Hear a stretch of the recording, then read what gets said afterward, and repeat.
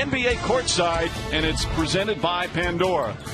The Heat one win away. One of the reasons, the spectacular performance from their rookie Tyler Herro, as he is set to come off the bench. Meanwhile, Bam Adebayo hurt his left arm and wrist, but he will be in the starting lineup for Eric Spoelstra and the Heat. Now, they're going to face a Celtic team that is desperate to keep their season alive and force a Game 6.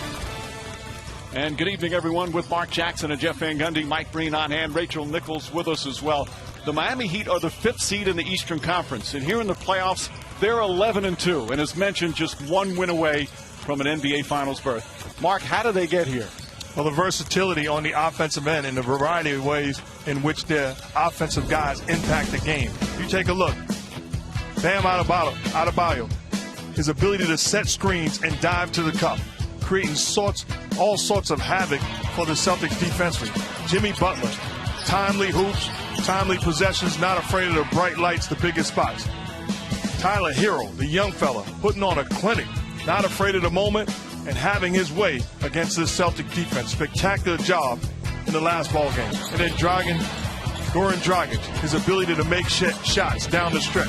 Just exceptional versatility offensively. Look at the way that these guys impact the game. The leading scorers all throughout, 4 different guys, and they present all sorts of different problems. Yeah, and I love how they've rebuilt their team. Last year, a lottery team, 39 wins. The 5 years previous to this year, 3 of those years, they missed the playoffs. So how did they rebuild their team? They did some very good free agent acquisitions, timely trades, both adding players and subtracting players. Then they had internal development, and then they did a tremendous job in coaching this team. It's been a masterclass in roster renovation. Meanwhile, for the Boston Celtics, in all 4 games of this series, they've had the lead in the 4th quarter, but they're down 3-1. How do they turn that around? Well, everybody's talking about how does Boston better attack the Miami zone. It's a different type of zone with the forwards up. It's like a 2-2-1. Bam Adebayo plays deep. They bring their wings up, their guards.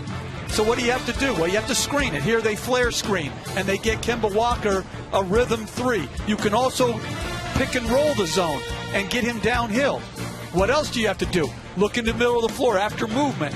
Get it into a playmaker's hands. Here, Tatum misses a very good shot, and then you have to pound the zone on the offensive board. But what you can't do is just casually throw passes. You've got to fake a pass before you make a pass. Here, an unwise turnover, and you look at this turnover differential, it's absolutely been crushing Boston throughout the series.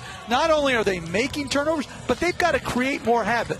They've got to get up and into Miami with greater ball pressure to stay in this series. Oh, you're right, but your best players have to play like your best players, and Jason Tatum did not do that in the last ball game. In the first half, he wasn't even a guy that impacted the game at all.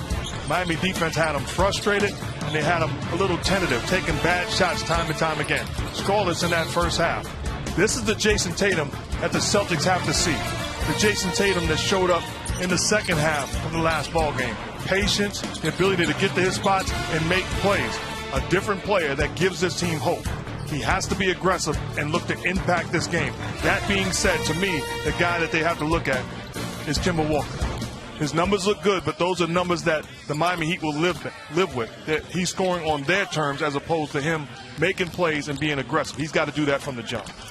All right, Mark, well, these playoffs have featured amazing young talents shining on the playoffs big stage, including Heat rookie Tyler Herro. Next on NBA Courtside, Rachel has more on a 20-year-old from Milwaukee as we get set for Game 5.